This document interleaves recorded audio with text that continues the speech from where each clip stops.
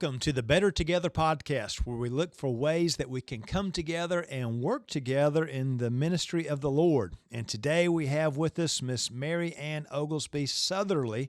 She's the founder and executive director of Veranda Ministries. She's also written a book called Remember for Me, Life Lessons from Those Living with Dementia. She's someone who has worked quite a bit with dementia, with people struggling with that and their families. And it's so good to have you to be here with us today, Miss Mary. Well, thank you. It's good to be here. Well, I enjoy it. We appreciate you and we appreciate your ministry. And so sometimes folks talk about, especially in the medical community, they'll say there is a gray tsunami coming. Yes. What are they getting at? What are they talking about with this whole gray tsunami business? I think primarily it's because dementia, we live longer now. We live lots longer than we used to, and we have a lot more people than we used to. And so that tsunami coming as dementia is on the forefront of the medical community, and it affects the church. Yeah, it affects the church, doesn't it? Because it's millions. And so millions. A lot of times today people say, well, there's so many older folks in our church, and often almost complaining, but the whole population is aging, isn't it? It is. Our whole population, and early onset in dementia is picking up. So we're talking 50 and 60-year-olds now there is even a dementia for children. Yes. An adolescent. So, it is a disease we're going to have to reckon with, especially in the churches. So we've got physicians. We even have neuropsychologists. We have a whole different set of professionals that work with people that struggle with dementia. Right. But it's really something that everyone who is a Christian should be focused on. Exactly. Tell us a bit about why and how Christians can focus on people struggling with dementia. It's been my heart's cry for years that I've done this like 20 years. Mm-hmm. So I was on the beginning end of it when I was a nurse in a family practice clinic in Texas. And at that time, they were just deemed mentally ill. Yet it was all elderly that was coming through mentally ill, but they didn't act like your normal people that had schizophrenia or bipolar. They were just lost. That's what I say. They just always seemed so lost. And so we saw a little bit of it, and we were kind of like, so what do you do? Mm-hmm. What do you do? And I look back on it now, and I think of families that we helped that really, because we didn't know that much about it at the time, they just passed us by. Mm-hmm. We didn't even think about dementia as much back then as we do now. Now it's on the forefront, and somebody comes in and they don't remember something, or they've misplaced things, or their ability to reason is, mom was just acting ugly, mama never acted ugly, things like that. It's on the forefront now, and it's kind of a cue to say, hey, something's wrong. But back then it wasn't so much that way. So it has changed, and how we look at it has changed. And sometimes I wish I could say that it's changed for the better in some ways, but it's such I hate to say the word behavior. We call it an unmet need, but it's such a behavioral issue that everyone deems it as behavior, and that's where the church comes in, because it scares people. It scares people in the churches, and so I had always wanted to. If someone has cancer in our congregation, it's all hands on deck. Yes. Someone has dementia, they scatter. They don't know what to do. They don't know what to do. And and we haven't taught them very well what to do. So let's talk a bit about that. Maybe someone's diagnosed with early onset dementia or Alzheimer's or some other type of dementia. As a church, what are some of the things that we can do to come together to support this person and their family? Right. Well, I had mentioned to you earlier before we started, there's a church in Whitesburg. And I try to tell this without crying because I have great friends that went there. Yeah. And Mr. and Miss Talley they've been at that church forever. They're in heaven now. But when they first started at that church, they'd have a lunch once a week. And they would cook food for the, quote, shut-ins. Mm-hmm. And the women would cook, and the men would deliver it, all in around Whitesburg, which, up in that part, it's all in the hill and dale, in that part of the world. And so they would take food, and then yet, because of their faith and their work, both had dementia. Mm. And so one at a time, they left the fold, so to speak, but that group kept going. Mm. And so for the people that started it, as Mr. and Miss Talley did, and helped start it, the group coming along behind them took food to them. Yes. And took care of them. And it was such a picture to me of grace and mercy and love and the hands and feet. They didn't forget them. Mm-hmm. They took care of them. And so years ago, before the Veranda ever started, Deb and I would talk about how this shut-in ministry they had in that small church up in the mountain, Whitesburg, mm-hmm. And I thought, if they can do it, I cannot figure out why. If they could see a need, meet a need, why we as a whole, as a body of believers, why is it so hard? Yes. Why is it so hard? So it's truly, a cooked meal yes, is a huge for someone that's in a situation like that. That's a caregiver for someone. So you mentioned the hands and feet of Christ, mm-hmm. and so we look for the particular needs that these individuals have. Sometimes it's hygiene issues. Exactly. It's food issues, and you're saying step up. Just do art, and even train. I see now the younger generation, I have them taking care of their parents or coming to the Veranda or coming to me going, I don't know what to do. And yet they're trained in everything except how to care for their parents. Wow. I mean, they have master's degrees, doctorate degrees, and they're still sitting there going, what do I do with my mom? Devout Christians. And so I think we've kind of missed the boat some. We train people. I can remember when my son was in high school and he was in church and in youth group, and how when he got in college and got his degree and his first job at coaching, and how proud I was and how independent he had become. And I was so proud because he had that from a little boy in Sunday school all the way through. They taught him how to be independent, but still love the Lord and be a good person. But when we get older, we're not taught how to lose that independence. Mm-hmm. And that's where the conflict comes in, is when we lose our independence, when our parents lose their independence. As children, what do? Yeah. Mama doesn't want to give up the car. No, it's not about the car, it's about the independence. Yes. Yeah. So when it's time for the keys to be taken away, and there's going to be a fight. There's going to be a fight. Just like it will be with us. Right. Truly, this phone's going to be our issue. It's truly going to be our issue, is this phone, because even like in memory cares, I'll see it all the time. They'll go in with the phone. It's great, but then they start calling everybody all the time, and the phone gets taken away. It is a huge deal. But for us, we've lived on it, so to speak. It'll be worse for us. It's going to be worse. So if I just said, give me your phone, I'm going to keep it for 2 or 3 days, we'd just go, I mean, me included. Right. I'd be going, how do I work? How do I even function?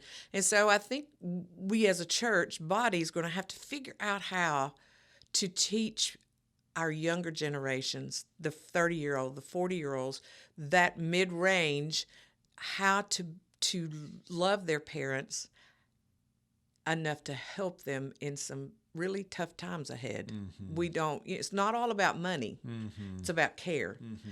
And so I just think, and always have thought, that we've kind of dropped the ball with that. So let's first of all talk a little bit about, I'm a younger adult. I've got parents, and I'm starting to worry, are they having or is one of them having some sort of dementia issue? Or maybe one spouse thinks the other one is. Right. What are some of the quick things that one might notice to say, uh-oh, there's a problem here? The ability to reason goes first. And so the ability to reason things out, that don't tell me something's wrong with me. I'll know when something's wrong with me. You little whippersnapper. Yeah. And there is. My daddy always said there's a pecking order at the hen house. Well, it's that way. There is. In our world, we respect our parents. We're supposed to honor them. God said to. Right. And so there's that fine line you cross when you still have to honor them, but you're going to have to take charge. And mom and daddy doesn't want to. Mm-hmm. And so that ability to reason, I don't think it's that they don't want to. Mm-hmm. Not really. But again, it's independence. It's saying, I'm not who I used to be. Yeah. Something's wrong. And that's hard.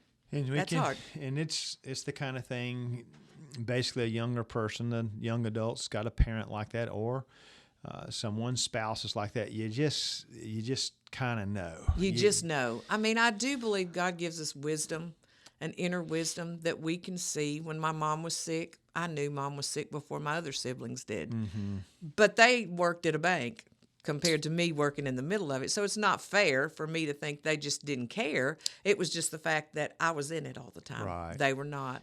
So we have to be able to see the changes, realize what those changes are, and figure out the best way to get good help for them.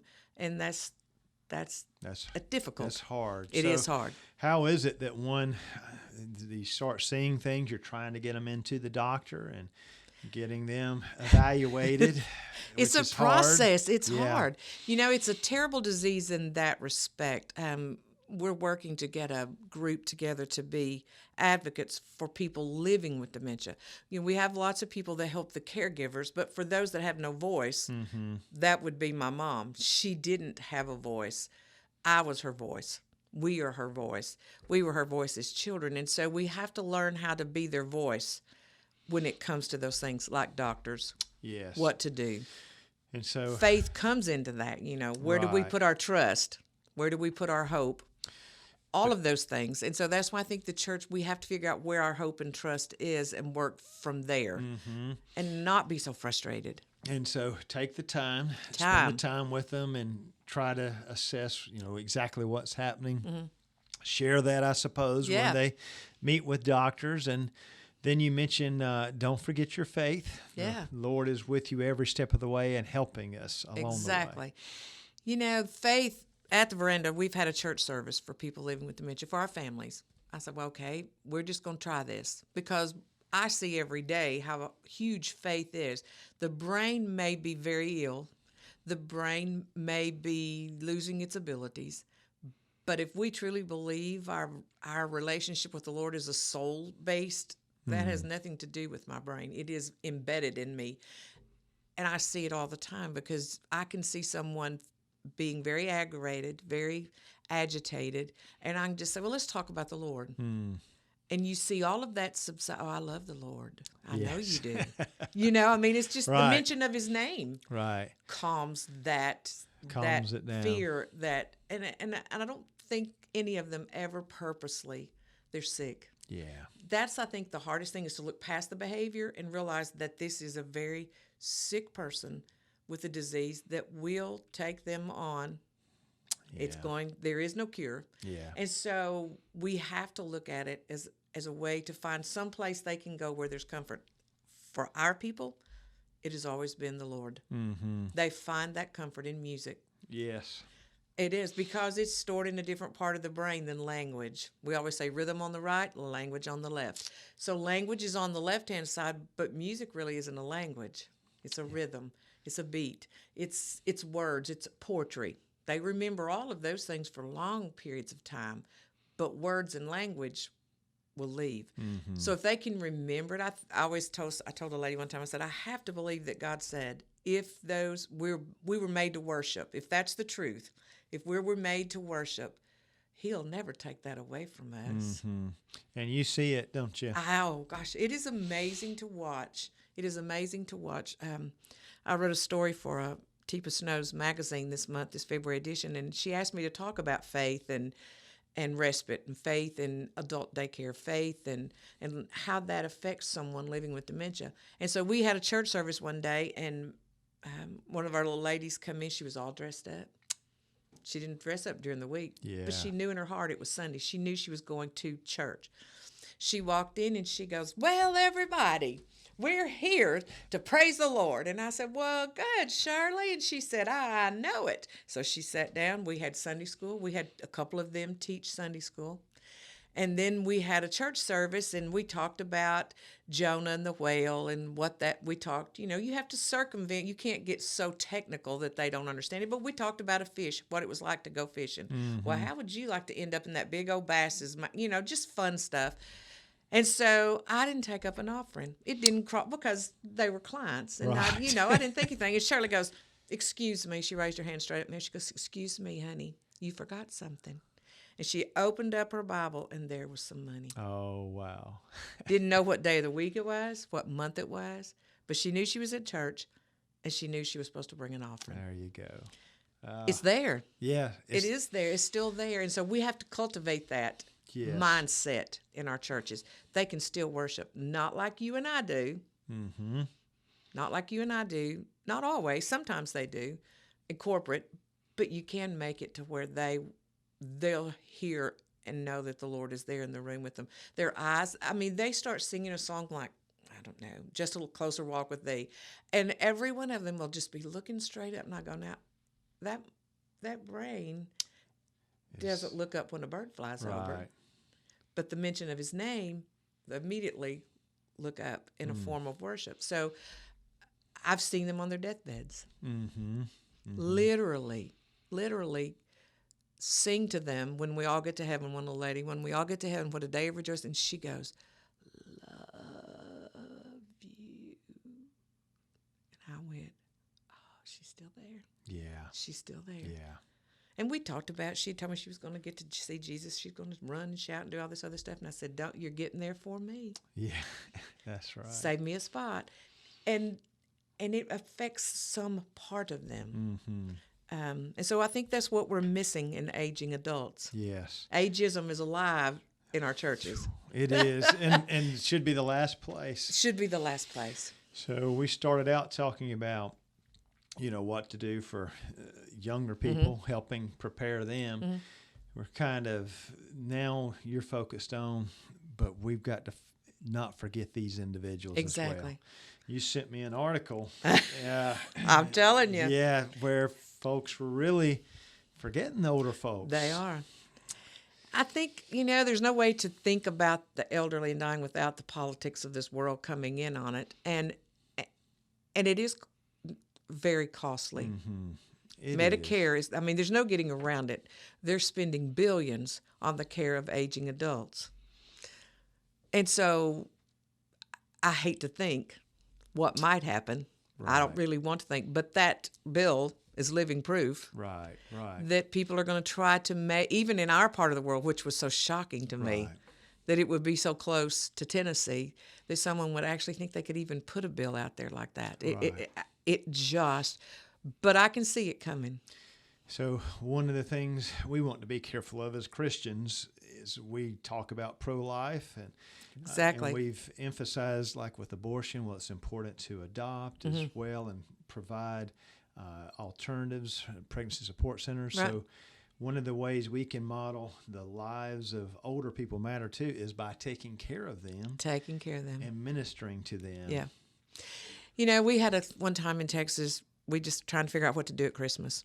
It was something so simple as a wreath on all of the people's doors, a Christmas wreath.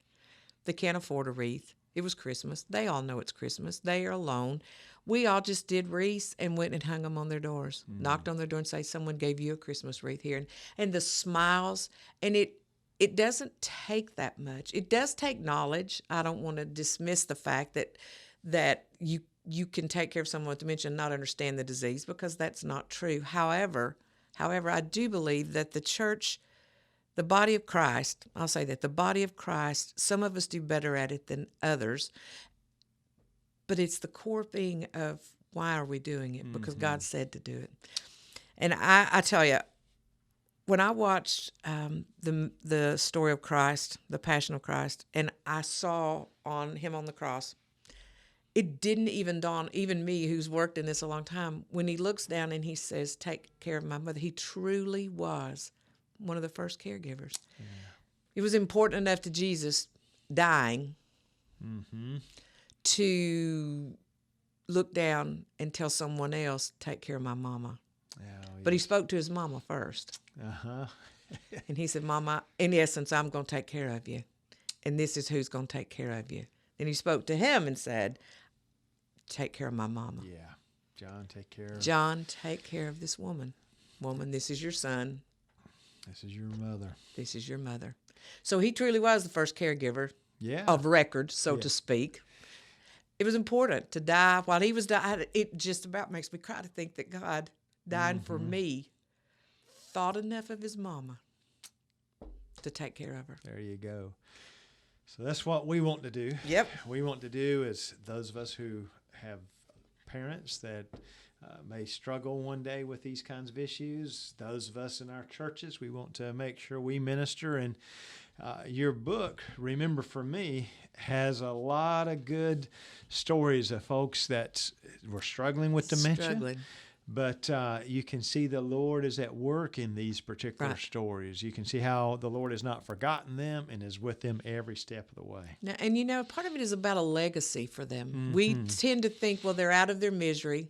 They no longer have dementia.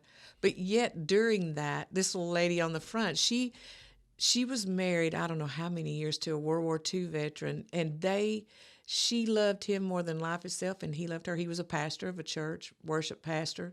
She was a pastor's wife her whole life. And then yet, when it come down to it, they didn't know anybody in their church. Yeah, they didn't. But they spent their entire life there. Yeah. And so that's the part. And it's not because people want to forget. It's not that. I mean, we all love the Lord. I just don't think because there hasn't been as many, it's a new disease relatively compared to other diseases. We just don't see the need like maybe we would for cancer. Yeah. So we have got to do better. We have to do better. But I think we want to. I'm so, Welch College has been great to the Veranda. And the people there, we have an intern now from Welch, who she is just amazing. She's already brought somebody else. She said, I found another intern, man.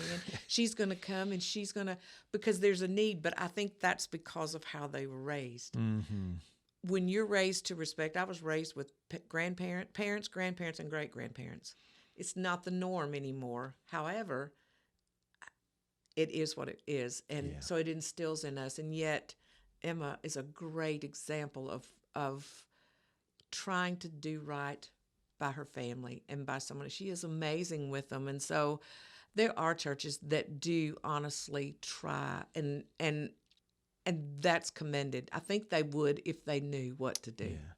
So we want to encourage all of our churches and all Christians to learn more about dementia, to be the hands and feet of Christ, take that cold water. Remember, that's what Jesus said. You visiting folks and so forth, to obey his commands and their burdens and so forth. And because this is not going away. No, it is only going to get worse. I told somebody one time, I said, what's going to happen when a family member says, I can't afford to tithe?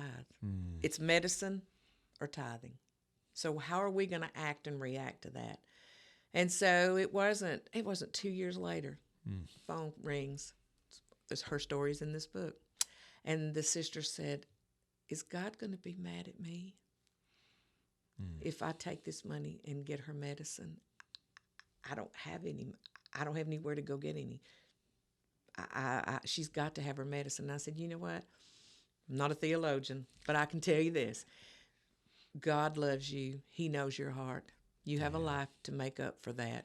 But for right now, you got to have some medicine. Yeah. And there was nowhere to get any. So there's answers and there's pros and there's cons on everything in life. But I do believe we're going to have to learn how to see a need, meet a need. Yeah. As small as it is. Oh, yeah. Helps. Anything helps. Anything helps. Anything. Well, hey, we sure appreciate the help that you're providing, what you all are doing at the Veranda. We appreciate thank you. What you're doing with Welch and in the Middle Tennessee area. Thank you for having us. I appreciate everything anyone does for us because it does get the word out. So this has been a blessing. I thank you for having me. It's nice. And we appreciate what you're doing. We encourage folks to go to verandaministries.org. You can learn more about their work and pick up this book, Remember For Me by Miss Mary Anne Oglesby-Sutherly. It's a good read. Thank you. Thank you. Thank you for being with us today. Thank you for having me. I appreciate it.